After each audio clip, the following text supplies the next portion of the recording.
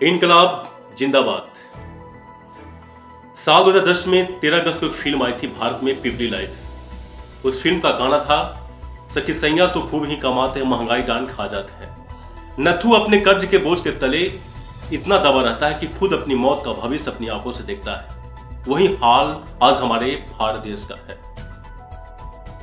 3 inch का सीने कलेजा दिखाते हैं, उनको भी मैं दिखाऊंगा, अंधभक्तों को भी दिखाऊंगा। 3 फरवरी को फोर्ब्स ने दुनिया के 10 सबसे शक्तिशाली देशों की सूची 2025 की सूची जारी की है, जिसमें से संयुक्त राज्य अमेरिका शीर्ष पर है। उसके बाद चीन दूसरे स्थान पर है, इजराइल 10वें स्थान पर है और यह रैंकिंग कई महत्वपूर्ण कारकों पर आधारित है। लेकिन भारत की उल्लेखनीय अनुपस्थिति रही। हाय, इसकी बड़ी विशाल आबादी, 4थी सबसे बड़ी अर्थव्यवस्था, सेना की 5वीं सबसे बड़ी मौजूद, भारत का नाम भी नहीं है। अंधभक्तों, सोचो, देश हमारा कौन सा स्थान पे जा रहे हैं, कौन सा विकास की घोड़ी कितनी रफ्तार से दौड़ रही है, टकरम टकरम टकरम। फर्म WPE की इकाई PAV ग्रुप द्वारा पेंसिल्वेनिया विश्वविद्यालय के वाटर स्कूल के प्रोफेसर डेविड रिडस्टबिन के नेतृत्व में शोधकर्ताओं के सहयोग से विकसित किया गया है और यह सभी कार्य US news and world report के सहयोग से किया गया है। आप देख सकते हैं कि हमारे देश में क्या बदलता परिदृश्य है। हमारे देश में सिर्फ हिंदू मुसलमान कटोगे तो बटोगे हो रहा है। विकास से कोई मतलब नहीं, ना टेक्नोलॉजी। फरवरी 2025 तक भारत दुनिया के सबसे शक्तिशाली देशों के 12वें स्थान पर है। यह स्थान भारत की मजबूत अर्थव्यवस्था, प्रभावशाली अंतर्राष्ट्रीय साझेदारी और सैन्य क्षमताओं को ध्यान में रखता है। वैश्विक GDP के मामले में भारत अमेरिका, चीन, जर्मनी और जापान से भी पीछे रहकर 5वें स्थान पर है। सोच सकते हैं कि हमारा देश कितना रफ्तार से बढ़ रहा है। हमारे देश के नेता लोग बड़े बड़े बड़ाई संसद में बकते हैं, भाषण देते हैं कि मैं ये वो कर रहा हूं, मैं वो कर रहा हूं, हमारे मोदी जी के नेतृत्व में ये हो रहा है, ये हो रहा है। शर्म से डूब जाओ। हमारा देश आज कर्ज में भी बहुत ज्यादा डूबा हुआ है।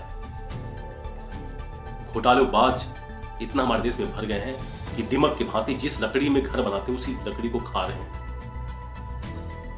देश में बेरोजगारी, 4थी सबसे बड़ी अर्थव्यवस्था, जो 8.6 GDP था, वो सीधे 4था स्थान 4 कुछ पे आ गया है। निर्मला सीतारमण चाची जी, थोड़ा देखिए, अभी Z+ सुरक्षा और Y+ कैटेगरी लेकर चलने से देश नहीं चलता है। देश के लिए दिमाग होता है, और जो आप लोग दिमाग से नहीं चला रहे हमारे देश को। हमारे देश की जनता भी अंधभक्त बन चुके हैं। सारे सनातन धर्म, देश कौन सा जगह पे जा रहा है, कौन सा खाई में जा रहा है, किसी को पता नहीं। फोर्ब्स की लिस्ट में हमारे देश का नाम नहीं आया है। S जयशंकर जी बोलते हैं कि हमारे एक कॉल से प्रधानमंत्री मोदी का इजराइल और हमास का युद्ध रुक गया। पुतिन ने हमला रोक दिया यूक्रेन पर। क्या हमारे देश में चल रहा है? थोड़ा देखिए। फोर्ब्स की लिस्ट में हमारे देश, किसी भी देश का नाम तब आता है उस देश का अर्थव्यवस्था, पॉलिटिक्स का लीडरशिप कैसा हो, उस देश में प्रजा किस तरह से सुखी और शांति में है, उस देश का एम्प्लॉयमेंट, रोजगार कितना है, उस देश में आम जनता कितना कमा रही है। इसको तो हमारे देश में दिख ही नहीं रहा है। हमारे देश में सिर्फ चल रहा है तो हिंदू मुस्लिम, हिंदू मुस्लिम। आज हमारे देश में NDP की रिपोर्ट एक आप पढ़ेंगे तो हमारे देश से 22 लाख ऐसे जो पढ़ने वाले विद्यार्थी हैं वंचित है शिक्षा से। यूपी में भी बहुत सारे स्कूल में भी आप देख सकते हैं कि ताला लगा हुआ है। हमारे देश का हाल क्या हो गया है?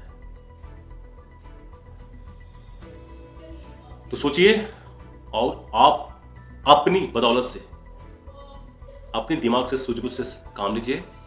इन नेताओं के भाषण और तिकड़ीबाजियों का शिकार ना बने। हमारा देश युवा राष्ट्र है और युवा ही हमारे देश को चलाते हैं।